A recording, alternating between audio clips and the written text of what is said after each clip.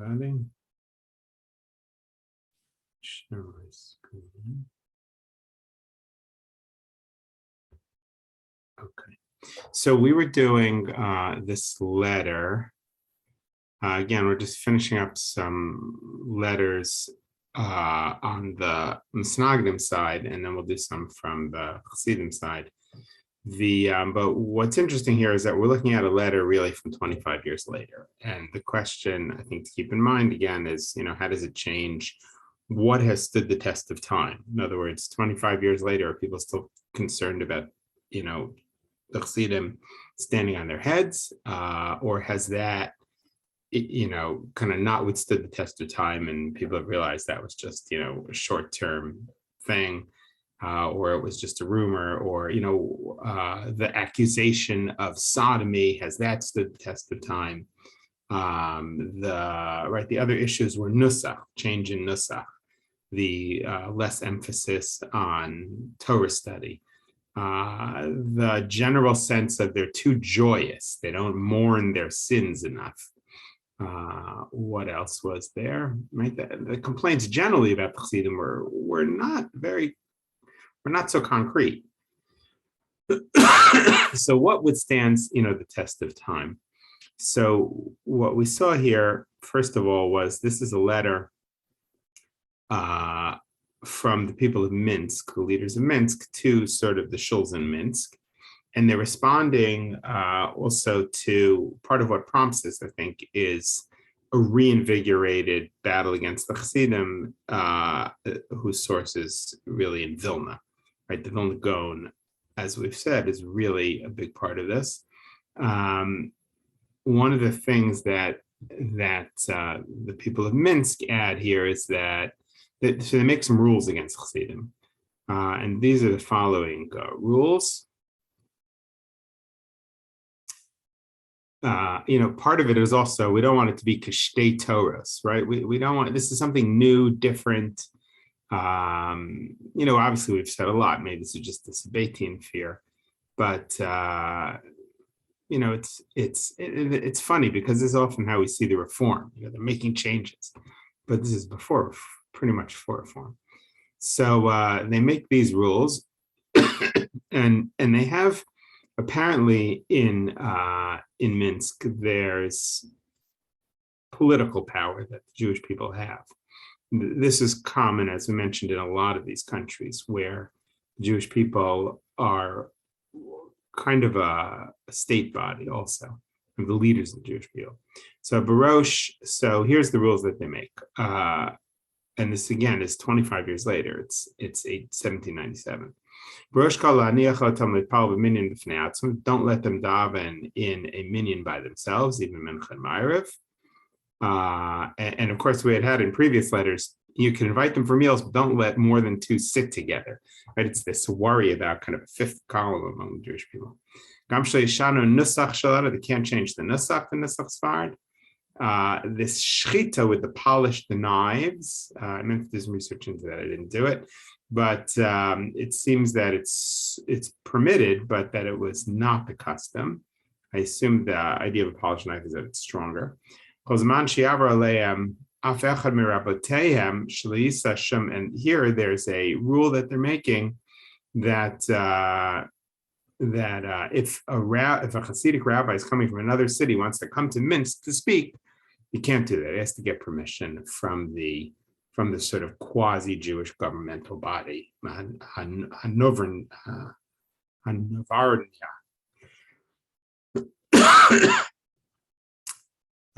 And this is Chaf of Tishrei Tafkuf Nun Zayin. 1797 in Minsk. And here's the signers. Zev Wolf.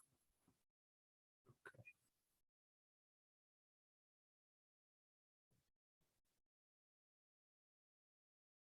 Not really names that we recognize.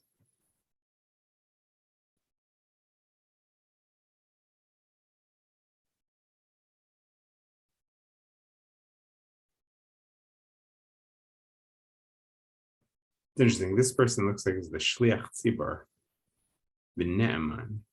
These are leaders. Are any of them rabbis? Hard to know. Seems like these are more leaders. So that's the letter sort of explaining all this. And then here's the Nusach HaChruz. Then they issue a broadside for Minsk.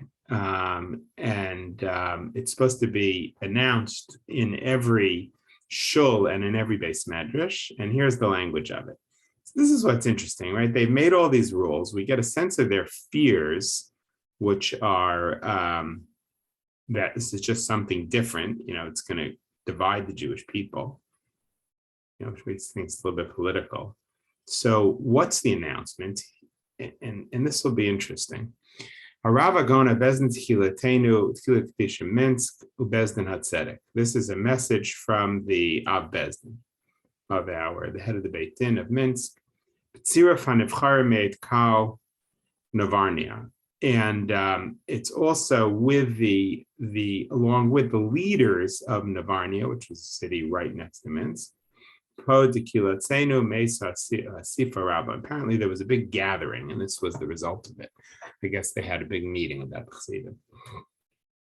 It's sort of Yiddish, but the Yiddish is so easy, you'll understand it. Lozin Machres Umodia Zain Kayom. We are announcing and making known today Hayot Bavonoseno Harabim, that in our great sins, Anashim Mikara Chasidim, people from the group of Chasidim, Asher Mezalzalim Bechavod Admar Hagon Hagadol Chassid Amiti Eloki, Hamufursim B'Torah B'Nigla V'Nister V'Yiras Hashem Kol Hayamim, Hanikra B'Fi Kol Eliyahu Chassid Midolna. Wow. So the main issue that they're announcing to the community about the Chasidim is they go against the Vilna Gaon. And look how the Vilna Gaon is described here. It's 2 lines of praise by the Vilna Gaon. I think what I realized from these letters is we don't appreciate the Vilna Gaons. We see the Vilna Gaon obviously as a great chacham and the rabbi of the generation, but it really was. In the eyes, in a certain way, if you think about it, here's the leaders, and they're thinking to themselves, how do we impress upon the people how dire this situation is, right? Because probably the Chasidim are growing already and they're getting accepted. Well, saying that they switched the Nusach, it doesn't sound like that's going to move the people. Saying that we're worried about division doesn't seem like it's going to move the people. Saying that they're too happy, these Chasidim, it's not going to move the Amcha. The Amcha is not opposed to being, to this.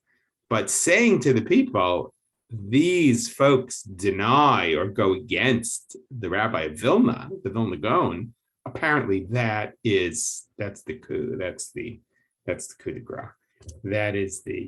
That's the powerful thing. You get a sense of the Vilna Gaon. Well, he must have been, that he's the measure of Judaism, basically. It's a little bit like in the Haredi world today, right? Das Torah. Sometimes in the Haredi world, it comes down to one person, 2 people. That is the receptacle of Das Torah. And they end up having enormous political power. Well, what's going on? This is because of an argument for the sake of heaven that the Vilna Gaon has with the Chasidim. Laza Izman Machriz Umadea Umodia Ba'azhara Gedola. Therefore, we are warning with a great warning. Vayuma, a wondrous warning. B'moda Rabalo Raisa, a biblical thing of biblical proportions. B'mchas v'shalom yomishi avat mekel zayin b'davar ikar. If anybody is lenient on this thing, which is such a central thing, Hainu ervat mekel zayin b'chavod. Then if you are lenient in the way you treat the Chasidim, you are being lenient in the honor of Admar Hagona Chasid Hanal. Then you're being lenient on the honor of the Vilna Gaon. That's pretty wild. Pshita, and it's obvious, ver amvot chas v'shalom paigim zayin b'chvodo, that nobody would ever dent the honor of his great honor, the Vilna Gaon. Is muchram, and if they do, is muchram umadunda b'shnei olamos. Anybody who disparages the honor of the Vilna Gaon is excommunicated from this world and the next world. It's amazing. I mean, the whole thing, at least in for presenting it to the Amcha, is about the Vilna Gaon. Who mufrash muvdal. Now, it's basically he doesn't do this, and he's opposed to it. So obviously, there's just nothing to say. Mushav muvda makdushas Yisrael, and the person who denies the honor of the Vilna Gaon is dismissed from the holiness of Israel. Via nidon al pi kahal novarnia kidin over al cherem. For the city of Navarnia, it's like you, if you violate this, you're violating a cherem, an excommunication. And we are, if you violate this, we are going to, if you are close to the Chasidim, we're going to treat you as if you're in cherem. Now, cherem in those days was a very big deal. Today it's not because of where we live in the situation. But in those days, nobody would marry your children. You wouldn't have any business. Nobody would do business with you. It's a very big deal. I mean, there's terror behind this, right? Yafmi shishma v'yishtok unilkad b'mitzudas hacherem. And even anybody who listens to the Chasidim and doesn't spread the word, they still are included in the cherem. In nidon rak var vat heren ein zilzol muzer modia zayin lagona beznti hilatenu. It's also a desecration of the head of our kihila, Shmo Yanam. If you hear anybody else that does this, La Shamea Ya'anum, Tovalav Brachas Tov. Anybody who hears about this needs to report it. They will be blessed. So, this is definitely a war. And, but I think what's fascinating is that the reasons that are listed are different than the reason that's given to the people. Right? The reasons that are listed are these reasons, are changing of the nusach, slaughter with knives that are polished. In other words, changes is the issue. But when they say it to the people, and I assume that the people know Chasidim in real life, it's all projected as a violation of the honor of the Vilna Gaon. It's just, that's surprising, actually. I guess there's a sense that people won't appreciate the worry that this is going to split the Jewish people, or the worry that, nusach change, or the worry about being Frankists. I mean, I guess, I don't know why they're. I mean, it's funny. You would think it's hard to understand, except that this happens all the time today. Where why is Rabbi Eliezer Malamed, on the outs for meeting being on a panel with a Reform rabbi? That's Torah. You don't know from the Torah that that's forbidden. Maybe that's a great thing. No, the answer is that so and so Haredi rabbi said that that's usher. So that's when things are not really usher. That's when you don't have much backing from the Torah. I think you fall back on Das Torah. You fall back on this sense of, we are reliant on Rabbi so-and-so. He is the measure of truth. It's not crazy. That's a strong tradition, but I think that's what you see here. In other words, saying these other things to the people probably would not have been very powerful. But, Das Torah, that's powerful. So that is so this is even 25 now. So what's interesting, I think, is that 25 years later, it's not the Frankist fear. It's not these sort of bizarre accusations. It's not even this general sense that the Chasidim were misled and that they were using the wrong path, that theirs was a path that didn't focus on Torah study and that didn't have sort of the regret over sin that Judaism should have. Because that's a cultural and theological criticism. And those are kind of gone. I mean, what you have here 25 years later is a worry about splitting because they're using a different nusach, and it's more concrete things. The stuff that's more amorphous falls away, but the gone looms large, at least for the people. Now, we also mentioned that a lot of these things got burned, and that's why it's hard to find them. The things that were against the Chasidim got burned. And this is a very strange letter. It's from a letter from Vilna.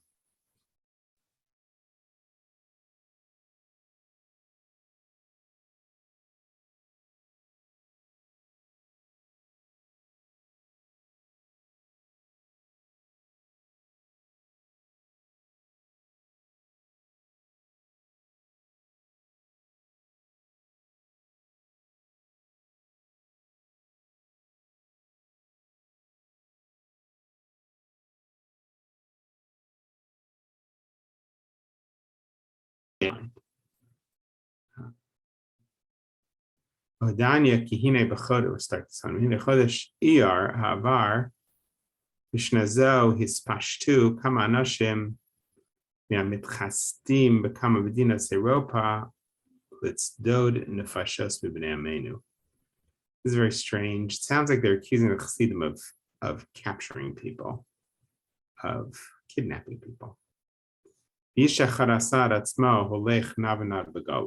a certain person went into exile on his own. There was a young boy with him. And the young boy announced, Halo ish halazehu ben hachasid, Ma'or hagoler ben Eliyahu mivilna. This person that I am with is the son of the Vilna Gaon. He can't speak well. When they asked the man, what did your father say about the Chasidim? They asked this man, what did the father say? Heshiv bechil kalkos b'shono. I guess that he had trouble speaking, but he answered, I'm embarrassed to say what I heard from my father. And this is what he said. Woe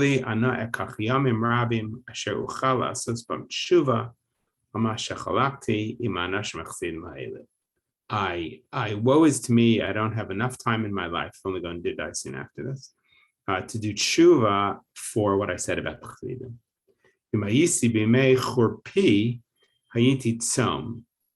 The soap fade. If I was younger, I would fast and cry and pray before God to forgive me for having this battle with the Chasidim.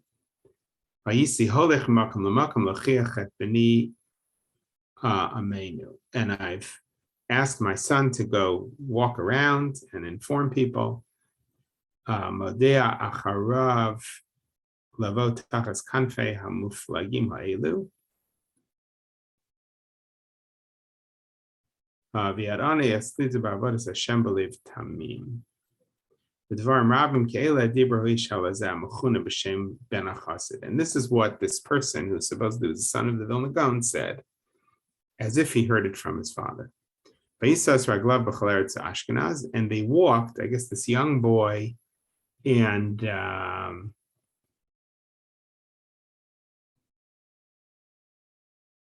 know what I'm saying? I think the first line doesn't mean they kidnapped. It means they were trying. They're trying to gather souls from our people. And they're trying to get people, basically the letter saying the Chasidim are trying to get people on their side by sending out this kid and this old man and pretending that he is the son of the Vilna Gaon. And they walked around all of Ashkenaz, all of Germany, and I guess Lita. In other words, at this time, right, how do you spread the word about things? You either send letters or you spread the words. I guess they're spreading the word. Now, it's also interesting. If you sent letters, who are you going to send them to? Are you going to send them to the leaders? And the leaders probably aren't going to believe you. But walking around, I assume you can tell the people and start to kind of spread the word. Hine ben Hagona Chassidam Afursam Holech Begolus.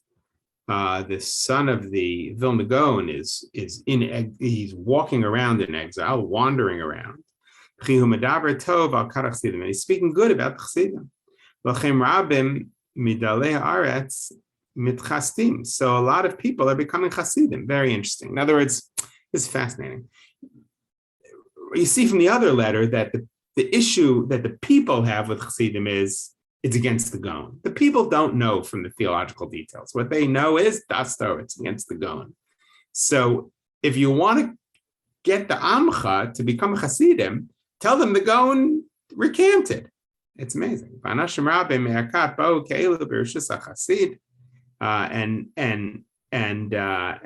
you can become a Chassid with the permission of the Chassid, the Vilna Gaon. And these people are wandering around, spreading the word and telling people to become Chasidim. And they're also collecting money to send to Israel. Not sure why that is. So what's going on here? We'll have to explore this. You know, what is this? Is this some kind of crazy person? Is this actually arranged by the Chasidim? What is, you know, what's it's pretty, it's interesting. It's very makes you realize how these things had to be fought. If Chassidim arranged it, it's not so crazy, because getting the word out that the Gaon is okay with it obviously is the linchpin. But let's see what it is. Okay, it's funny. You know what it is? Like this could be one crazy person wandering around, right? But that's going to be successful because once it's so much like today, like the like all of these things on social media, right? Like you spread a word about something and then one person tells another and everybody thinks it's true because it's the thing nobody knows. You know, so it's these conspiracy theories. That's what this kind of is. Okay. It doesn't seem that they agree or concede that this is really the Gaon's son. Wait, say that again? Are they contesting that? Oh, how do we know it's actually the Gaon's son? It's really the son of the Graf, right? I mean, that's why I read it. They're not acknowledging or conceding that fact. Right. I mean, it doesn't sound like it really is. But you know, and I think that's why they're not sending letters, because you send a letter to the heads of the city, it's going to be, they're going to figure out if it's true or not.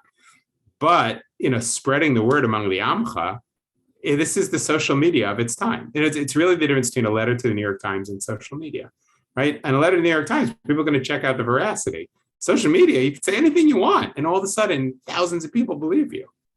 You know, I think it's actually like nothing has changed.